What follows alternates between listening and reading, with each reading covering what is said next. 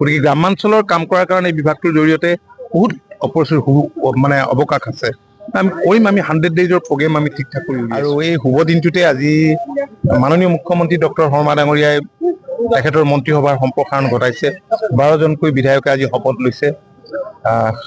আপোনালোকে জানেই যে যোৱা 5টা বছৰত মুখ্যমন্ত্ৰী ডক্টৰ শৰ্মা ডাঙৰীয়াৰ সবল নেতৃত্বত ৰাজ্যখন দ্ৰুতগতিত বিকাশৰ দিশে ধাৱমান হৈছিল।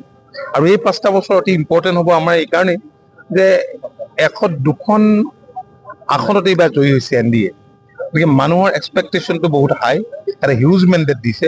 গতিকে দায়িত্ব আমাৰ বাঢ়িল আৰু মুখ্যমন্ত্ৰীৰ সপোন যে আমাৰ ৰাজ্যখন দেশৰ অগ্ৰণী 5খন ৰাজ্যৰ তালিকাত অন্তৰ্ভুক্ত কৰিব লাগে, সেই দিশেৰে এইবাৰ 5টা বছৰত আমি দ্ৰুতগতিত যাতে ৰাজ্যখনক আগুৱাই লৈ যাব পাৰোঁ, তাৰ কাৰণে তেখেতৰ সবল নেতৃত্বত আমি কাম কৰা দায়িত্ব লৈছোহে। আজি কেইদিনমানৰ আগতে মই বিষয়া কৰ্মচাৰীৰ লগত আলোচনা কৰিছোঁ আৰু মোৰ বহুত PRI আছে এই বিভাগটোত, এটা PNRD বিভাগটো ডাঙৰ বিভাগ, তেওঁলোকৰ লগতো আলোচনা কৰিছোঁ।